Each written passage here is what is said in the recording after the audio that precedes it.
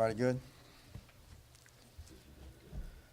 Sadly, I stand here again and talk about something that seems to be a reoccurring theme that we have, not just in Richland County, but across the nation, but impacting us here in Richland County and hitting us hard. I've talked about many times about, where a gun's going to get you, one or two places. That's going to be the cemetery and prison, and yesterday we saw that play out again. Yesterday afternoon in Lincolnshire subdivision, we had 4 young people shot, ages from 14, 16, 17. 3 of them did not make it. 3 of them died. The 14-year-old did survive over something stupid, over something that happened a couple years ago. Just a beef that just continues to grow, and then young people decide that they're going to solve it by shooting. So we have 3 that's dead, 1 that's probably never be the same again because of what occurred. But I'm also here saying that we made 1 arrest so far. Jakobe Griffin, 17 years old, was charged this morning, 3 counts of murder, 1 count attempted murder, also possession of a weapon doing a violent crime, another 17-year-old. Schools we have involved are Alcorn Middle School and Eau Claire High School.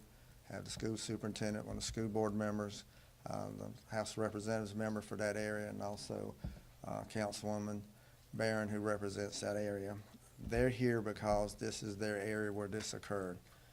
This is who they represent, and they represent different parts of this puzzle that we've got that we're trying to put together to stop this. I don't know. You stand here and you shake your head and just wonder why. Why can't these kids do something else besides just resort to violence and using guns? It doesn't solve a problem. It doesn't make anything better. It just makes it worse. Jakobe most likely is going to be sentenced for a long time in prison.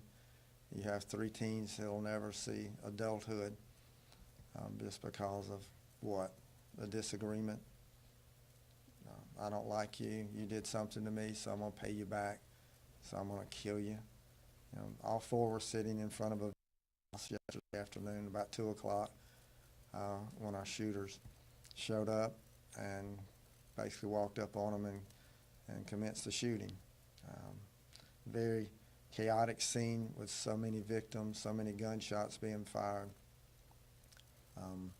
It's just, you just don't know. You don't know what we can do, but we're not going to stop trying. And that's the point that I want to make today is that, today's a sad day. Yesterday was a sad day, but it's also a day that we're continuing to work. We're going to do our part for the enforcement part. We just need help, more help from our schools, from our elected officials, from our faith community. We need everybody, the village that's standing behind me and that village that's out there listening to this. We need to do more. This proves that we haven't done enough. We've made progress, but this proves that we haven't done everything that we can to have an impact on losing these young people's lives. So, we're not giving up. We're going to continue to work. We're going to continue to work hard. Those who are out here with the guns, we're coming to get you. This shooting happened yesterday afternoon at 2 o'clock, and by this morning we've already made an arrest. The reaction to it that we have is very quick, it's very swift. Our investigators do a great job. We catch those responsible, but we got to do something on the front end that's got to be more proactive to stop this from happening. So that's what we're going to do. We're going to continue to work. I'm going to ask Ms. Gretchen Barron to come speak first, if you would. Thank you, Sheriff. So I'm just kind of really at a loss to some degree, because the first thing I want to say is thank you, you and your team, Sheriff Lott, because no matter what, you see the headlines come forth in our county, but one of the things that you can rest assured is that the Richland County Sheriff's Department is going to do their part to make sure that our streets are safe. And we saw that yesterday, and I know that we'll see it in days to come. But I can't help but to say, here we are once again. This same community, we're addressing the same issue once again. It was just a couple of months ago that we talked about Meadow Lake and what took place in Meadow Lake Park, and then what took place on Park Lane Road. And just last year, on the same street, was another incident. And many people have made phone calls and made posts and said, you know, elected officials, y'all need to do something. But we can't legislate good behavior. We can't legislate people making healthy choices. And that's what we have here today, is that young people got guns and they made poor choices. Now it's left up to us as a community, not necessarily as an elected official. I stand here as a mom of 2 African-American boys. And it's very deliberate how we raise them. It is deliberate because I don't want them to end up like that. But I don't know if these same children or some of the same children that have those types of behaviors could very well be in school with them. And they don't know. So as a parent, it makes me concerned about who our friends are, who the children's friends are. But I want to just take a pause and pay homage to our leader, Senator John L. Scott. And you may say, why do I bring him up in today? But the week that he passed, we had a conversation about this very issue. And we had started to put things in place. Team 19, as we're known, 2 people are here today.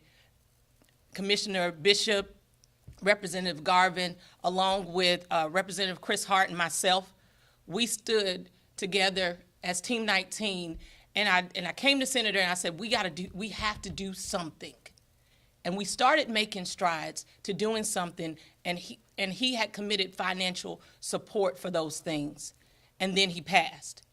But last night, we got on the phone and we started making conversation and sending text message and saying, hey, we've got to start back. We can't wait for a special election to take place because things are still moving in our community. So in the days to come, you're going to hear some things coming from Team 19 from a community standpoint, because we have resources in our community that can address these issues, but they need that nudge, they need that push, and they need that financial support and training to be able to do those things. And we're committed to doing that as a part of Team 19. So please continue to look forward to that information. But to those of you who are out in our community, this is our community. We cannot leave it up to the school district to put these things in place. We've got to take care of our children. We've got to take care of our neighbors, because Lincolnshire community is filled with retired elderly people who didn't sleep last night because their streets were filled with cops. Their Sunday dinner was wrecked because of this. So I'm a little passionate and a little bit fired up about this, because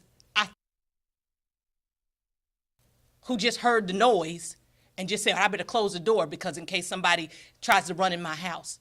That's unacceptable for our community. And so I'm here to push and that challenge to not just the people that are elected, but the people that sit in the community every day. Thank you. Since we have our schools involved in this, I'm going to ask Dr. Witherspoon at this point to come up and talk about what they're doing as a school district to address the mental wellness of our kids. Thank you, Sheriff Lott. It is truly a sad day, and as Commissioner Barron just said, all too often we're having such events to occur. And I want to emphasize that the vast majority of our young people in any of our schools across Richland 1, across the various zip codes, and including 29203, are great young people that want to go to school, that want to learn, that have hopes, dreams, and aspirations to do well. And we support those efforts each and every day. But unfortunately, when we have incidents such as this, we have to bring our crisis team together, our counselors, our mental health professionals, our social workers together to support our young people as well as our staff, because the village includes the young people, it includes the adults, the families, the community. And we have to give our young people an opportunity to process these instances. What has happened? Someone that they saw on Friday, interacted with, was at lunch, those activities during the day, and then over a weekend, they're not there today. And that absence is felt. So we have to give our young people an opportunity to express their emotions, to see if they are indeed all right. And to let them know that sometimes it's all right not to be all right, because this should not be happening. So we take the opportunity to hear from our young people. We want them to express themselves. We want to assure them that they will be fine and that there is a village in the school and in the community and their families that are there to support them during this time. And not only the day after an event, but we follow up with students from time to time afterwards to ensure that those safety nets are in place. If there's additional support, mental health and otherwise that's needed, we connect those dots with community agencies. We appreciate, again, our relationship with the Sheriff's Department, that we want our young people to know that it is a team effort. And they communicate with our adults, whether it's the Sheriff's Department, school administrators, teachers, and counselors, because again, they love their communities as well and want their communities to be fine. So we have that follow-up with our mental health professionals, with our counselors, our social workers. We make sure that our young people have someone at school and at home that they can talk to, and that follow-up. And we do the same thing with our staff as well. Our staff puts in a lot of time, energy, and effort and support with our young people, and they're invested in their well-being. So it takes a toll not only on our young people, but with our staff as well. So all of those things we have to continue to focus on. We have to continue to come together and support, and we will do this time as well. And hopefully, prayerfully, these types of incidents will become less frequent so that our young people can be the young people that they deserve to be. We will continue to do that as a school district. Sheriff Lott. Next, we'll have Representative Garvin, who represents House Representative for that area. Thank you, Sheriff Lott. When I received a call yesterday, in regards to this incident, my heart dropped. My heart dropped because these are young folks, 16 and 17-year-olds. And I think back to being that age myself, and I think about all of the life that I've lived up until this point, and it's devastating. It's devastating for our community. It's devastating to these families. It's devastating to the school environment as well. As Councilwoman Barron said, this is our community, and we have to take responsibility within our community. So that's from the church house to the schoolhouse to the state house. We have to all be responsible and ensure that our young folks have positive things to do in the community, to ensure that guns aren't prematurely ending the lives of our young people. I never enjoy coming to these sorts of events or moments because it certainly reminds me of the fragile nature of life. But I want all those who are listening and who are under the sound of my voice to know that we all have a responsibility. I think the sheriff said it earlier. It takes a village, and we're all part of that village. And so we all will continue to collaboratively work together to ensure that this sort of senseless violence ends in our community. Thank you. And we have Dr. Bishop. The reason why he's here is he has a church in that area. He's also on the school board. He's also a parent of a teenager too, so I asked him to come. And I'm also going to ask him to do something that we probably don't do enough. I'm asking him to have a short prayer when you get finished too. Absolutely.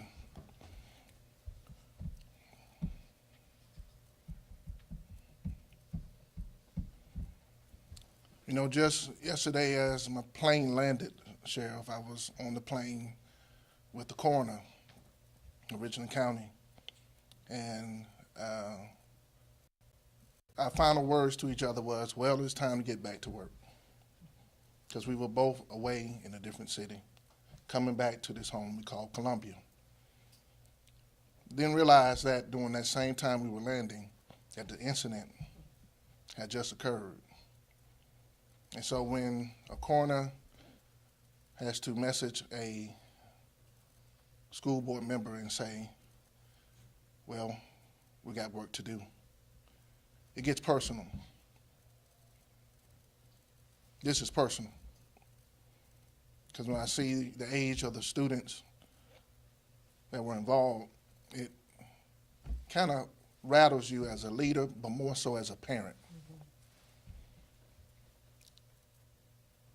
And this is out of control. If it's not been considered out of control by now, this is out of control when you have three students who were involved in this incident and not able to go be with their friends every day in school. It's out of control, and if we don't disrupt what is disrupting us, it will continue to disrupt us. And so when I say it's out of control, I literally mean that this machine of terror has caused the era of terror long enough. And this machine is running reckless and abandoned through our community. This machine must get dismantled, or it will dismantle us, if it has not done that already by now. But I thank the leadership of Sheriff Lott for being responsive. I thank the leadership that is behind me that won't allow this kind of incident in our society to go silent. So we need to send out the SOS. The SOS to me is that we have to accept shared responsibility because we are a village. This is us. We need to make sure that ownership is at an extreme level, that we find a way, even when we don't know the way. And the last thing is that the S should mean that we have a social awareness campaign. We have campaigns for everything. Many of the elected officials behind me, we know how to run campaigns. It's time for a campaign that involves the business leaders, the education leaders, the elected leaders, but most of all, the faith leaders. This happened on a Sunday. In Richland School District 1, Dr. Witherspoon, we have extended day programs to make sure children are provided the resources to continue their development. And maybe the church needs to have an extended day program on a Sunday. Because if this happened on the sacred day, the Lord's Day, then it's a sound an alarm. So it's out of control. This machine is running rampant, it's running reckless and abandoned, but I got hope. I got hope. Because the truth is, we built the machine. It's running out of control, but we built it. Through our social media, through our irresponsibility as adults, because these are kids. Even the children have a part of building this machine, but we can dismantle it because we have the tools in the box. Senate 19, as you stated, has the resources. Sheriff Lott and all the law enforcement. If they've lost it by now, I pray that they don't grow weary or tired. Richland School District 1, Richland School District 2, we are making sure that we continue the development of children because it's disruptive. And here's the truth. It is personal. As I was at Eau Claire today, I saw a child walk in, and it has disrupted my whole day. That child came in with a laptop in his hand. And I shared this with my chairwoman who's not here. The child said, I'm turning in my friend's laptop. As he did that, he walked away in tears. We are hurting. If the children are hurt, I know the adults got to be hurting. But I got hope. I got hope that we will find a way to healing. And it will start with prayer. But after we pray, We got to get up and do the work. And so as Sheriff has asked me to pray, I'm going to pray. I'm going to pray not only that no weapon formed against us shall be able to continue to prosper, because it had some productivity, but that will stop. But most of all, I pray that every sector of this community know that it will take teamwork to make the dream work. The dream is that our children will grow in a safe and secure environment. May we pray. Father, we come here because you are the author and the finisher of our faith. We pray, Lord, that our faith will be coupled with works. We believe, you haven't lost hope, that this machine will be disrupted. It will be dismantled. The discord will end because we have been called to the kingdom for such a time as this. Now, Lord, I end this prayer by saying, put people in the places where they can cause impact that becomes a ripple effect of peace, because we need a peace that passes all understanding. Thank you for the leadership of the sheriff. Thank you for the leadership of these behind me. But we press towards those leaders who are the leaders in everyday life, in every community, for every child, every day. It's in your name that I pray, Lord Jesus. Amen. Questions? Yes, sir. Can you address the weapon that was used during the shooting on Sunday? Was it stolen? Was there more than one weapon? We're not going to go into that right now because we're still in the middle of our investigation. One thing I can say is that we have made one arrest of one of the persons responsible for this. Is there more than one shooter that you're looking for right now? We're looking for some other people, yes. The location that the incident took place, do you know who owns that house? Is abandoned? Are they going to get it boarded up? That's the least of my worries right now about that house. What worries me now is arresting those who are responsible and seeing what we can do. So the house is not responsible for the shooting. So that's something along the lines we may look at. What do we know about the suspect now that's in custody? Has he been addressed with law enforcement before? Was he a student? He's a student, and he's 17 years old. But yes, he is a student. Sheriff, where are teenagers getting the guns? From people leaving them in their vehicles. And, you know, just this past weekend, the city had 100 vehicles that were broken into, and there was guns that were in some of those vehicles. That's where the guns is that we're making it too easy for them. So they go through neighborhoods and open doors or break windows, and people leave their gun in them. Your vehicle's not a holster, don't leave your gun in it. But unfortunately, people are not listening to that, so that's where they're getting the guns. Do you know, in this case, was the gun stolen? I'm not going to discuss the gun at this point. It's too early. And was he also a student at Eau Claire? Do we know what school he attended the shooting? He was at Eau Claire. He was a student at Eau Claire High School. What's the condition of the 14-year-old in the hospital? He is not in the hospital anymore. No. Do you have the spelling of the suspect's name? Jakeem, the one that arrested? Yes. Jakeem, Jahkeem. First name, last name Griffin, Griffin. One thing I would like to happen over this is, this needs to shock this community. A few months ago, I think we had 3 kids shot at Latimer Manor, and nobody paid attention to it. Nobody screamed and hollered about it and said, oh my God, we got to do something about it. It was just like it was a normal thing that happens in this community. This is not normal. The day that we start accepting this as being normal activity, then something's wrong with us. So we can't let this happen like it happened in Latimer Manor, where nobody talks about it and the community doesn't do anything about it. No. 3 kids are dead. 3 teenagers are dead. This, if that doesn't shock you, then something's wrong with you. So we got to do something. As Dr. Bishop said, you know, praying's good, but we got to have action with prayer. And now it's time for action. You mentioned a beef dating back several years. Do you have any details on the disagreement?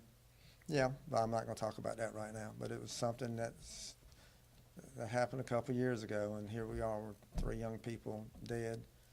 one wounded, one going to jail for a long time, so.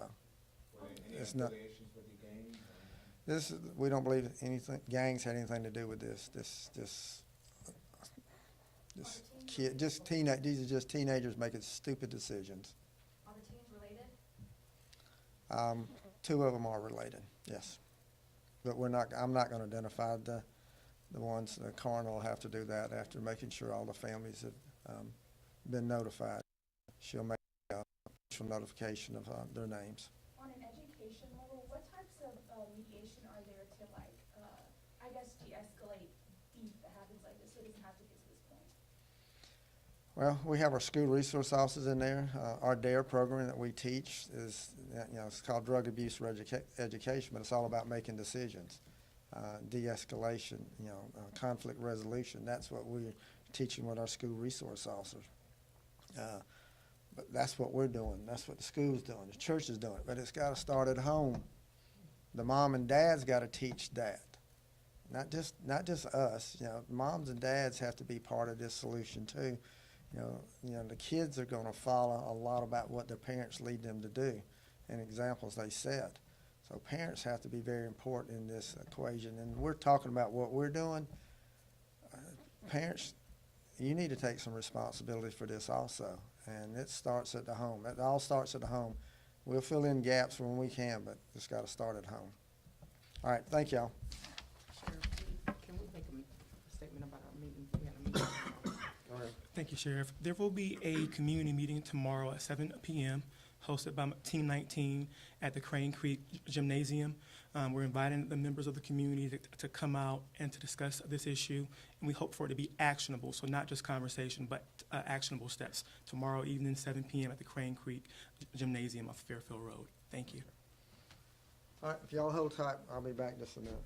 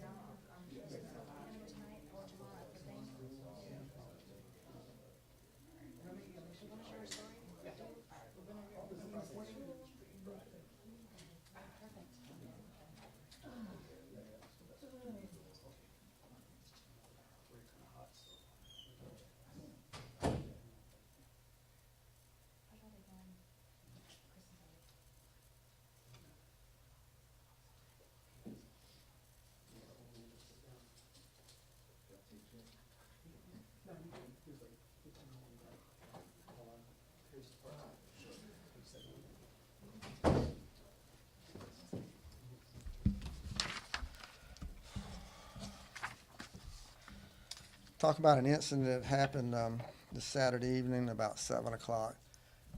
And it just, I think it emphasizes just how dangerous domestic situations are and how deadly they can be.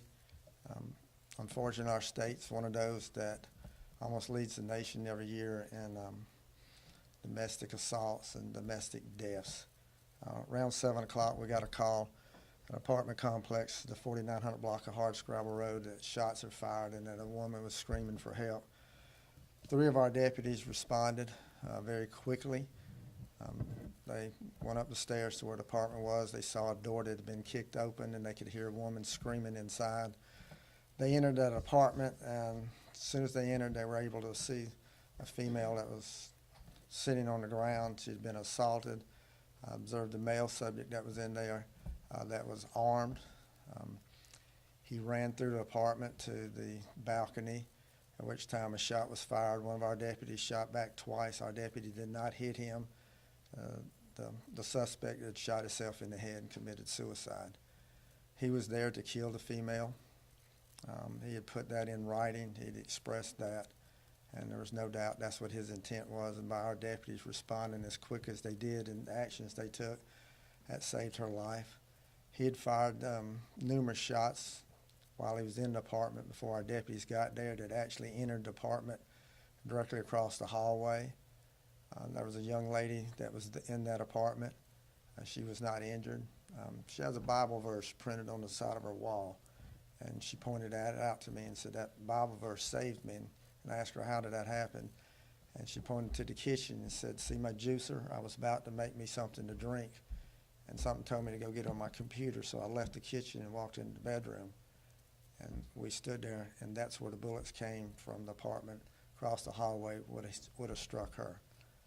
So by the grace of God, she wasn't injured. I don't talk about suicides. We don't identify suicide individuals, so I'm not going to do that today. The lady that was assaulted, that was the victim, we're taking care of her and getting her the help that she's got. But this was a suicide that happened on Saturday night. Questions?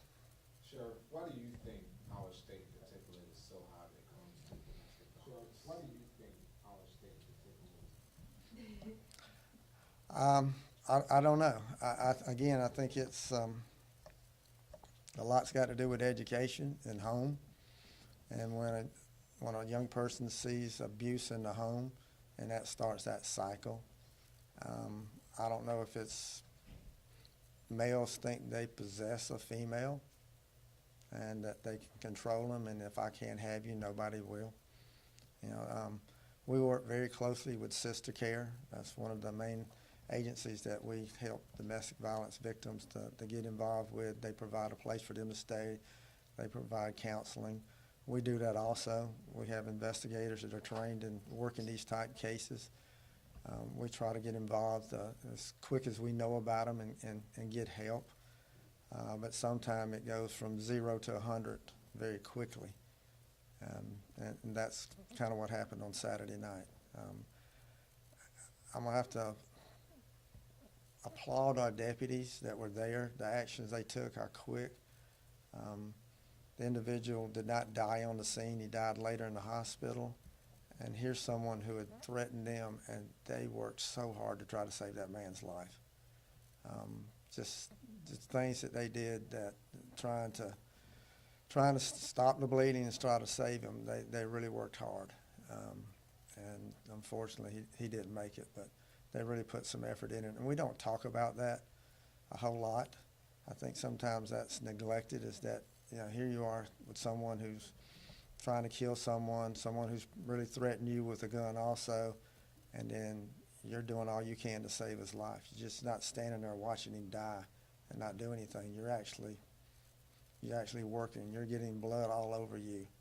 And you're doing what you can to try to save his life. So sometimes we don't talk about that, but our deputies involved Saturday night did that. Sheriff, that was going to be my next question. Is your deputies see a lot, you know, even from the scene we just talked about previously. What's being done to kind of help them just get out there and go out there and do their jobs every day, and also keep their mental stability? Well, we have a mental wellness program here. You know, we hired someone now that's trained in that, and that's her main responsibility. Is we have 9 deputies going through a week-long class this week called Struggle Well, that's associated with the Big Red Barn. Our goal is to have all of our deputies in the department go through this program. You know, everybody struggles at some point. It's in terms of how do you struggle? Do you struggle well? So do that. We make it okay to say that you're not okay and you ask for help. You know, these 3 that were involved Saturday night, you know, we've got to take care of them. They may not be physically hurt, but, you know, mentally, you know, it's going to get to you. And so we take care of that mental wellness also. So we do a lot with that. Yeah, my main job is to protect them, and that's make sure that they take care of themselves physically, but also mentally too. So Saturday night's one of those nights that we have 3 that we're going to be taking care of to make sure that they can continue in this profession, and that, you know, it's not going to hurt them and destroy them. All right, thank y'all.